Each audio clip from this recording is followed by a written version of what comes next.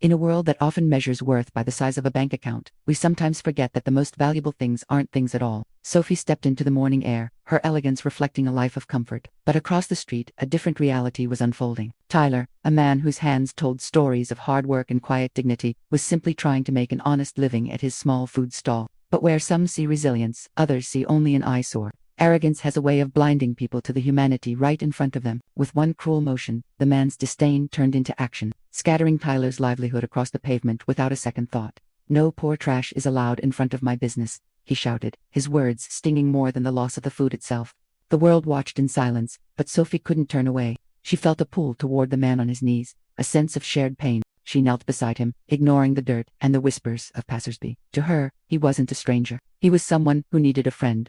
Tyler looked up, and for a brief second, time seemed to stand still. He saw the gold necklace around her neck, and his eyes widened. But the weight of his current circumstances was too heavy. He looked down, hiding his face, afraid that the light of the past would hurt. Sophie asked for his name, her voice gentle, but Tyler could only manage a few words, his pride keeping him from revealing his struggle. "Wait," she called out, but he was gone, swallowed by the sea of people. The rich man returned, offering a ride, but Sophie saw right through him.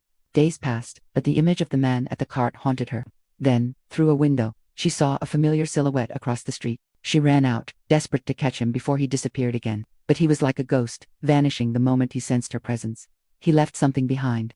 A small piece of paper, crumpled and worn, that held the secret to a life she thought was lost forever. On one side, a list of medical costs for his mother. On the other, a letter about a promise and a necklace. Sophie's heart skipped a beat. Could it be the boy who had been her protector, her best friend from childhood? She knew she couldn't stop until she found him. The search led her to the quiet corners of the city. As evening fell, she saw him outside a pharmacy, the weight of the world on his shoulders. He was crying, a silent battle against despair. She didn't hesitate this time. She ran toward him, calling the name she had never forgotten. "I didn't want you to see me like this," he whispered. He felt like a failure, unable to face the girl he once promised to protect. But Sophie didn't see a loser. She saw the same kind soul who had shared his lunch with her when they had nothing. "Money comes and goes, Tyler, but the kindness you showed me, the heart you have, that is the only wealth that matters to me." In that moment, the gap between their lives vanished. They weren't the rich woman and the poor man.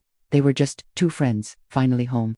Kindness is a language that even the deaf can hear and the blind can see. It is the most powerful force we possess. If this story touched your heart, drop a comment below. Remember, a little kindness can change someone's entire world.